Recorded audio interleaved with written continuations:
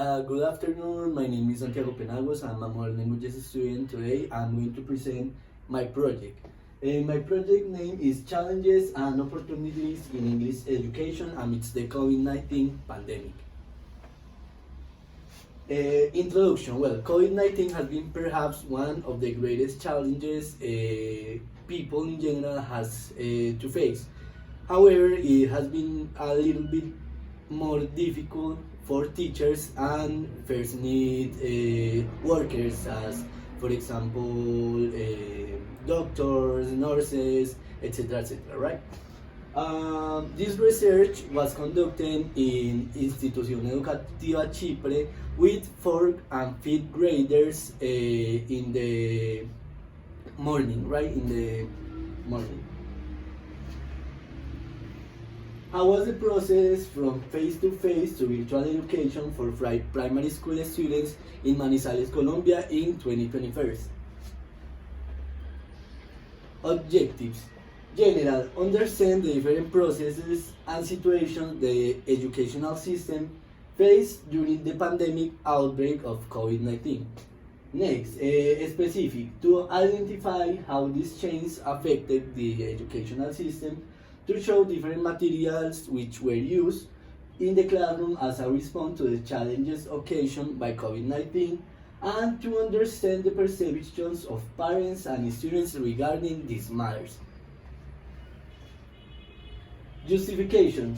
COVID-19 is a recent topic in general environments. However, this work is aimed to shed light over this issue, the particular issue of COVID-19. So, what we are going to try with this research is to identify the different processes, as previously mentioned, that parents, students, and teachers went through during this pandemic. Well, the challenges and changes in the educational system. The biggest challenge was that everything has to be done in the blink of an eye. It has to be done from night to day. People mostly were not prepared to face this challenge, especially here in Colombia, since there was not a lot of help by the government, for example. So, lockdown and the road to new ways of strengthening English teaching. As previously said, one of the biggest challenges was that the new ways of accommodating to these new ways of teaching has to be made in a blink of an eye. So even this was a very complicated situation for most of the teachers, it was also an opportunity to discover new ways of teaching English. So, for example, the main example is that they changed from face-to-face to virtual education, and virtual education has to be faced in a certain way. So, for example, we started as teachers using, for example, platforms as Meet, as Zoom, using some other web tools as, for example, Word or Excel or those kind of things. English teaching and the use of internet. As I was previously saying, this was a new opportunity to discover different tools that can be used in the English teaching, especially in virtual education. It was, as I already said, a very tough challenge, but also it gave an opportunity so we can start using these virtual environments and all these virtual tools, and we were able to get used to them, for example. Well, research methodology. Here we used two methodologies. The first one was a methodology based on surveys. So 5 students from 4th and 5th grade have to fill a survey in which they share their experiences in the case of the virtual education. So they have to answer these questions, and then we studied their responses. The other one was that we work with handouts, right? In the classes, we use handouts in replacement of, for example, writing in the notebooks or reading some books, we use worksheets. We are going to talk about this later. So, as previously mentioned, part of the methodology was also working with handouts. Here we have an example of a handout. So, the first step was the warming up.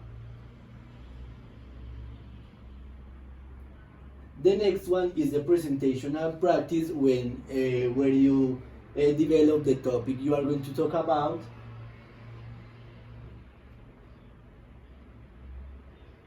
The next one is the production, where the students put their knowledge, what they have learned, and they try to develop certain activities related with the topics we previously saw. And finally, the last one is the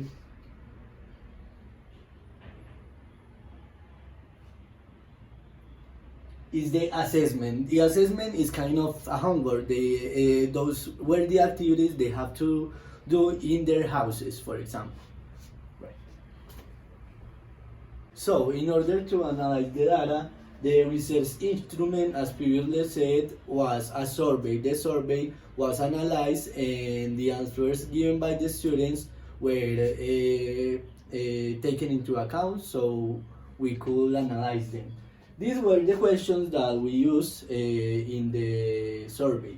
So the first one, how has been the change from face-to-face education to virtual education for you? The second one, how has been the response of the states in terms of educational needs according to you? Which ones do you think have been the most used virtual websites and tools used during this video? 4. Which have been the two most useful websites or tools for you during this time? Right? Those were the questions.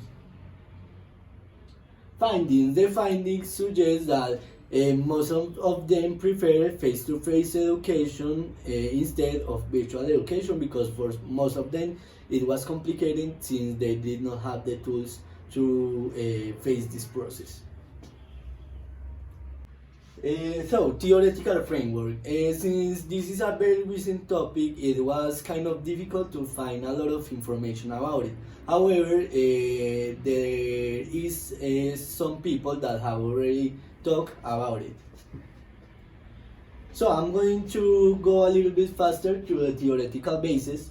Sir John Daniel from the Open University of the UK, he says that even though it was difficult to get used to these virtual environments, for example, it was also an opportunity so students can get used to asynchronous learning, for example. Some researchers also said that using YouTube videos, I'm pointing this out because I use some YouTube videos on my handouts, so the information and the subjects were clearer for the students. Well, here also they point out that there were negative and positive views about the virtual education. Some people thought that it was good since it gave them the opportunity to be more active, but some of them did not because they did not have the tools. They did not have, for example, a good connection to internet. They did not have, for example, a space in which they can study, so it was kind of complicated for them. The next one, this one is very interesting. John Yandel says that it was complicated because they were not able to socialize the way they do it in a physical environment, for example. And the last one, this is about the survey. So the survey is a quantitative research instrument that is used in order to understand what were the perceptions of the students, for example. Well, conclusion. To conclude, as in during this time, as in by the results of the surveys, it was very complicated for most of the students to get used to this type of education. Since they did not have the means to face it. For example, as previously said, they did not have a good internet connection, they did not have a place where they can peacefully study, for example, because they were always, I don't know, their mother, their fathers, doing something, so it was kind of complicated for them. So, however, it was also a great opportunity for them to learn how to work in virtual environments. Also, it was a great opportunity for teachers to learn how to work in these virtual environments. Some tools were particularly used, so in the conclusion, I'm going to also remark them. For example, YouTube, for example, Zoom, Meet, and Google, right? Most of them were used, so they were able to learn and to identify how to use these tools, for example. So it was both a challenge and it was both an opportunity, so they were able to learn new things, and we as teachers were able to get used to new ways of teaching. Thank you so much, and goodbye.